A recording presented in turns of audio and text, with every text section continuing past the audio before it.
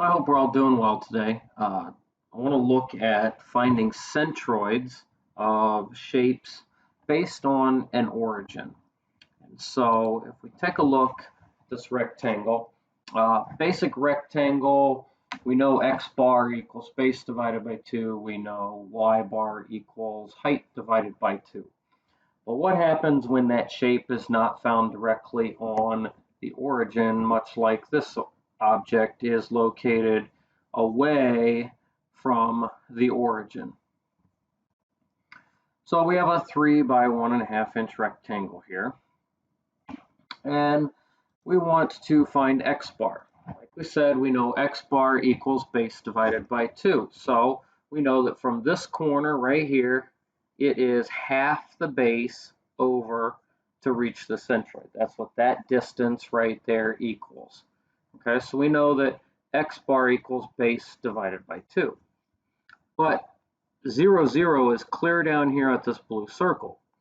So x bar is 2 inches over to even get to that corner. So our x bar formula becomes x bar equals 2 plus base divided by 2, and it's plus base divided by 2 because the base divided by 2 formula is taking us further away from the origin point from that 2 inches. So we have 2 inches plus our base divided by 2. So our x bar for this rectangle equals this 3.5 inches. Okay.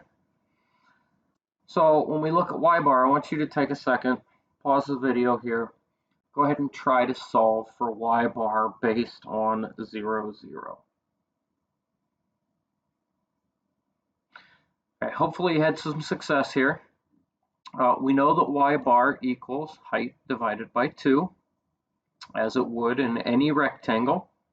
And we also know that in this particular rectangle, it is 2 inches from the origin up to the bottom of the rectangle. So our formula becomes 2 inches plus the height divided by 2. Again, height divided by 2 is taking us further away from the origin, so we add the formula to our distance to get to the corner. So our y bar is 2 plus 1.5 divided by 2, which equals 2.75. So the location of our centroid then is 3.5 in the x direction, 2.75 in the y direction. And so we report that as an ordered pair of 3.5, 2.75 as seen right here.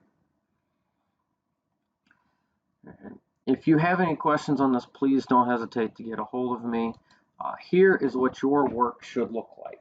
You should redraw the object, dimension the size, and then you should also label the centroid and dimension where the centroid location is at based on the 0, 0. Show all of your work and report your centroid as an ordered pair. Now let's look at something a little bit different. This is a triangle. We know that the centroid of a triangle is base divided by 3 and height divided by 3. Some of you did do that as base divided by 2 and height divided by 2 the other day, and you need to make sure that you use the correct formula based on the shape that you're doing. This one is different because from our origin, our right triangle formula always goes from the right angle. So the first thing we have to do is figure out how far it is to the right angle. So if we're looking at x bar is 4 inches from 0, 0 to get to the right angle. Now, once we're at the right angle, the formula base divided by 3 is actually subtracting from that 4 inches. It's not going in the plus direction. Plus direction would be out this way. It's actually going in a negative direction. So we do x bar equals 4 to get to the right angle minus base divided by 3. So we minus our formula because it's going back in a negative direction on the Cartesian coordinate system. So we end up with 4 minus base divided by 3 or 4 minus 2.5 divided by 3, and we get 3.167. Okay. The same thing in this case is on the y bar, where we move up 6.5 inches to get to the right angle, but then the formula brings us back in a negative direction, downward in a negative direction on the y-axis, so it's 6.5 minus height divided by 3. So we get 6.5 minus 4.5 divided by 3, and it equals 5. Again, we report our centroid in an ordered pair, x first, y second, 3.167, comma 5.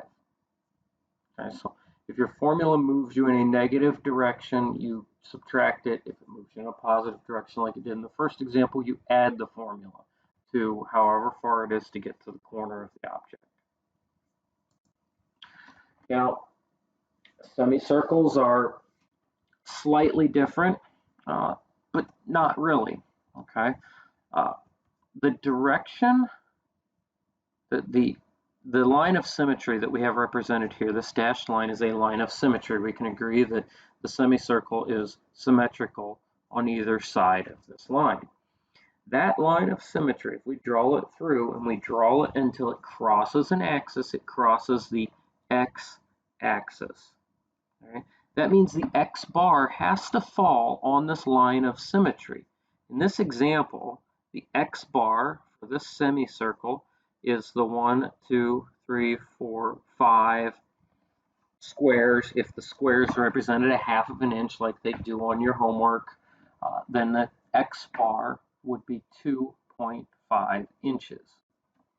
Your y bar is where we would use your formula. So your y bar would be 1, 2, 3 squares, so 1.5 inches, because it takes 1.5 inches to get to here, plus 4 times the radius divided by 3 pi. All right, so in this case it would be 1.5 plus, because we're going in a positive direction from where we got to with our 1.5 inches, and we're going positively upward, 4 pi or 4r divided by 3 pi. That's your formula for a semicircle for a centroid. You're going to go ahead and complete the homework. You've got, I think, 4 problems on there, 1 semicircle, 1 triangle, and a couple rectangles. Again, if you have any questions, don't hesitate to call me, email me, text me, hit me on the remind, shoot me a picture of your work, and I can help you correct it. Let's make sure that you understand this before you turn the assignment in. Hopefully this makes sense, and we'll talk to you soon.